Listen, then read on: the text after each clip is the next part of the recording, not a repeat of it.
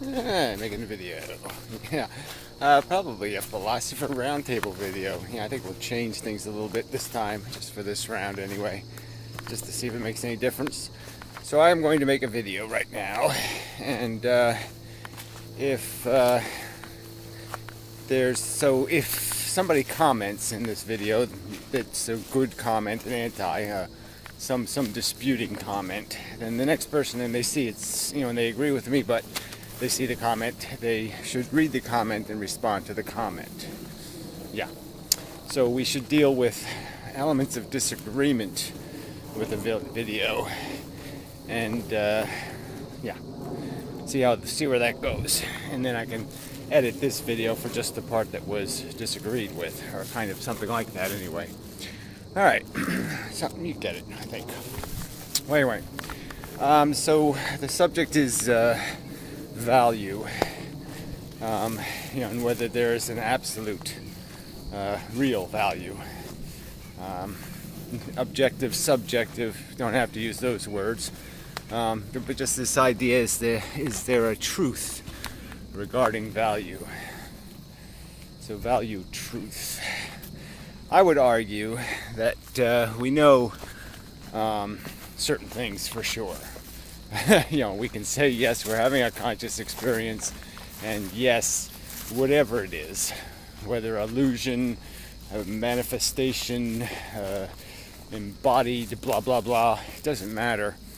From personal experience, I know it's significant. It just is. It's happening. And it's, I can sense nothing else in the universe projecting or creating, generating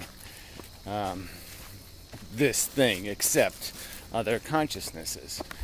It's an incredibly real experience, and it's vivid sensing. It's something, and it definitely has this element of nice and awful, or horrible and great, or good and bad. Yeah, so it's generating value. These experiences are in of themselves valuable.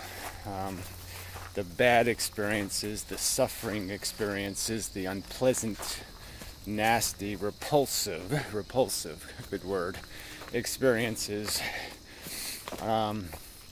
have negative value weight, quite absolutely.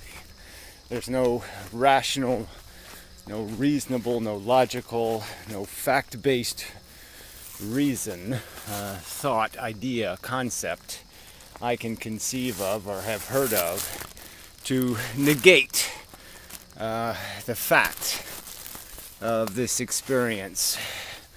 It seems totally coherent to the natural purpose, which was to create a mechanism of repulsion and attraction.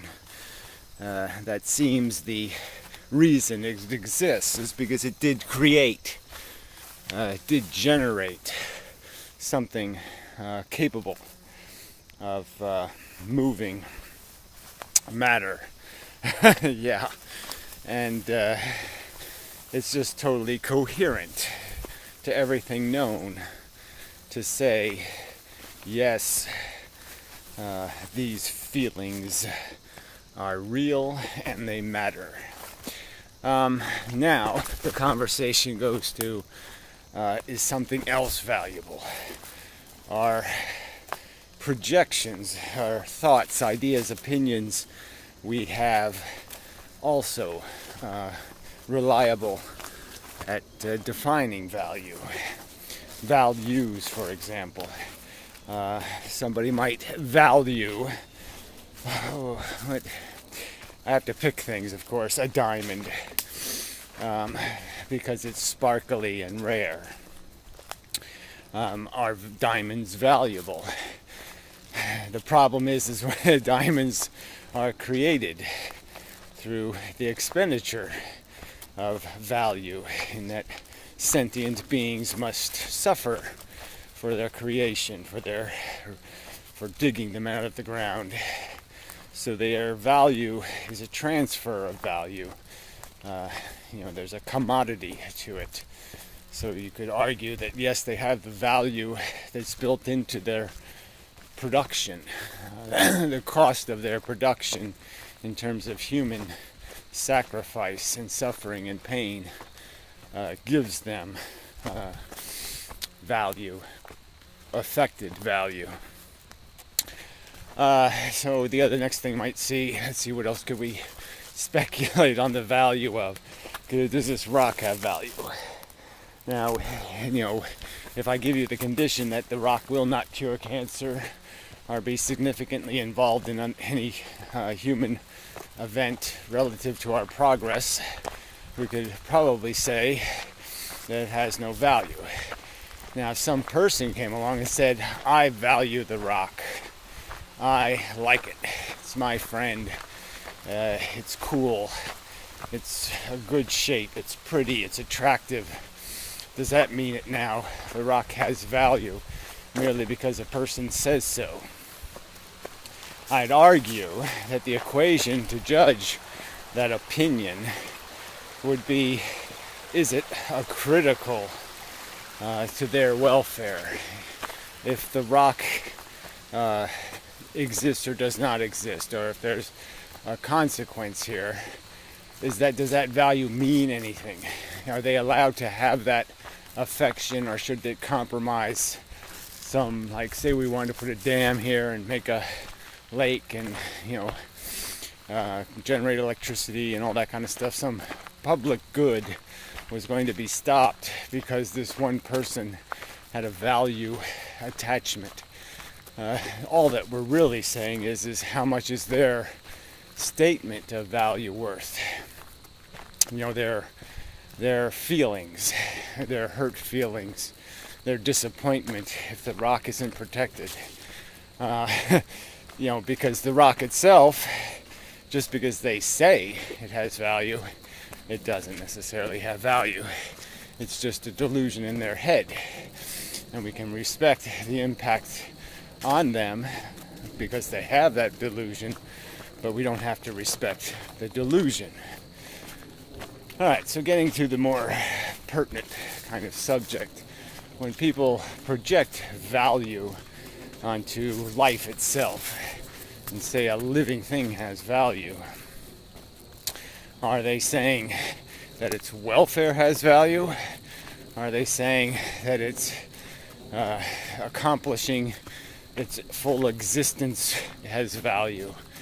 Realizing its ambitions has value? Living into the future, creating prodigy has value? Those definitions or statements of value have to be analyzed for what logic or basis they have. What's the foundational value it's based on? And if it's just a dogma because God says so, and conversely for many atheists because nature says so, it's a pretty empty statement. There's no truth value to God says so, and there's certainly no credibility value to nature says so. So there has to be more to the argument being made about a theory of value that just states there's intrinsic value, fundamental value, without some explanation of its origin, its necessity, how if it does not happen, what the negative consequence would be. And that's always the catch. The gain engine has a weaker potential than the harm engine. It's a lot harder to see how the absence of something is as catastrophic as the absence of something positive as the presence of something negative. One perception, by perception anyway, seems quite obvious that one has more weight than the other. A loss of a profit versus a loss of a necessity. These things seem very fundamental, even in how we live our lives. Many people will say, if you've got your health, you've got everything. And there's a certain truth to it. If you're not being blighted in horrible, distracting, obsessive misery, clearly your potential is wide open. Because you're not consuming your resources on just maintaining your survival. So again, I want to try to get this more to the idea of this distinction between value that can be connected to a kernel, a source. So I'm arguing that the feelings have certain value, and the difference between that and the subjective perception of it's cute or it's pretty. So maybe get to aesthetics. Our perceptions of aesthetics, if somebody says something is beautiful, can it be judged that way outside of recognition of getting back to some kind of kernel? So if somebody says the ceiling on the Sistine Chapel is valuable because it's a work of art, if it didn't exist, if it was going to be threatened, what would be the consequence of the threat? Is the consequence that nobody in the future would see it? Or is the consequence that people who know of it would be hurt? They would be hurt by its non-existence. So the value might be in the fact that people would be capable of being hurt by its non-existence, not the fact that it didn't exist.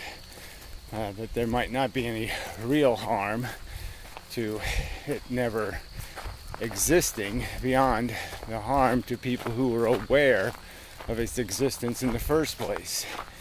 It's as if you had to acquire a taste or addiction to it, attachment to it, before it can have any value, because now its value will be derived from the negative effect on you created by its non-existence. So all this kind of tends to lead towards the ultimate perception that when people project the value onto the existence of the human race, the existence of life on Earth, is that declaration of value a statement regarding a necessity or a urgency or a reality, or is it just a personal delusion, a personal perception or statement of dependency? They've become attached to the idea of it, and the idea of it not existing deprivates them. If I was to end baseball tomorrow, many people would be deprivated. They'd find it very unsettling because it's a part of their life, a part of their perception of how life works, of their routine. And the same is true of this perception of life existing on Earth. They've just become attached to the idea of it. And beyond their perception, their reaction, their negative reaction, there may be no truth value to the function or value of it actually existing. Life doesn't actually perform any utility, any function, doesn't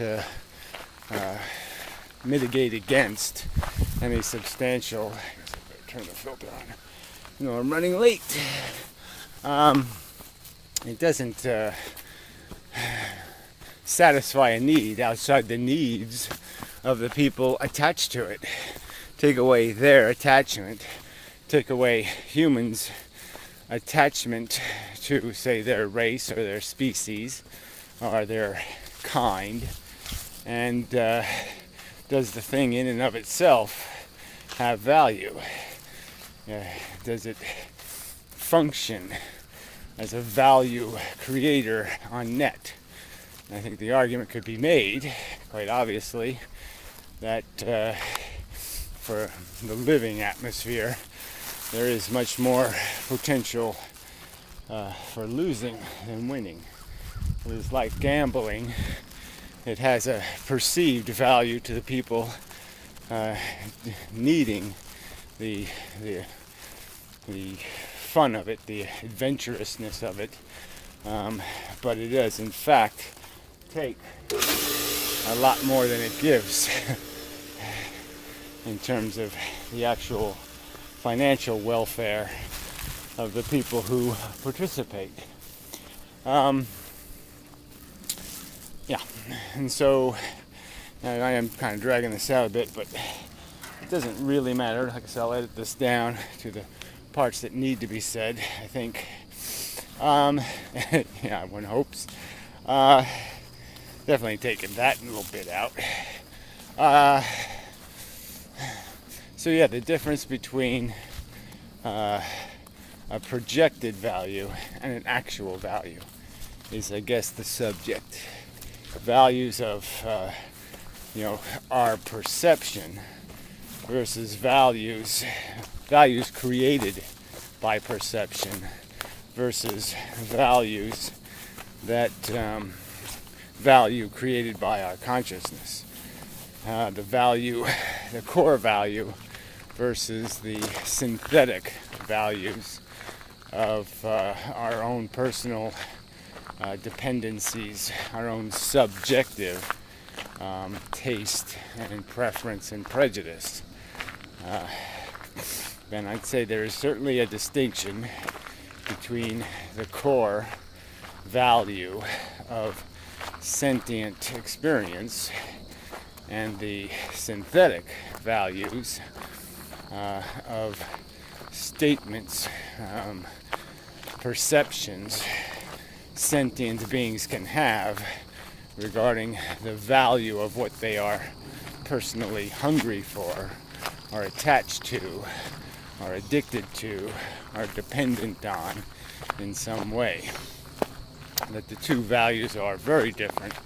One is real, and the other is synthetic and of no consequence beyond the fact that an individual does hold those values, and they may be caused value distress, conscious uncomfortableness, if they are denied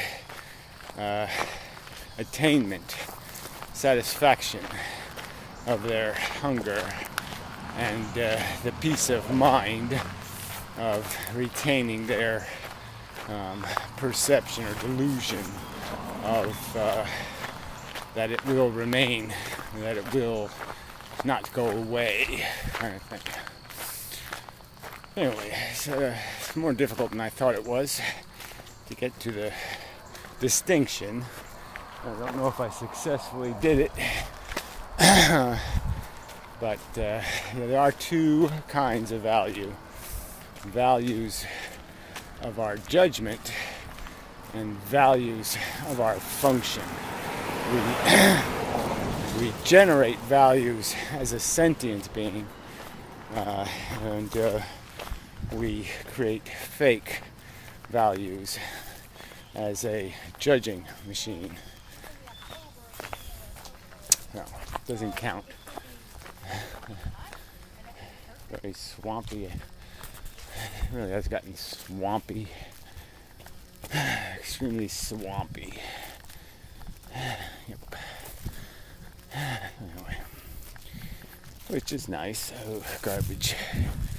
Somebody ought to fish that out. I'll do that later. You can really see it there, see? It's all filled in with sediment. See, they ought to put a dam there, and they could trap all the sediment behind the dam, and then they could just dig it out every year. And then the pond would stay not full of sediment and such. Mostly. Until next time.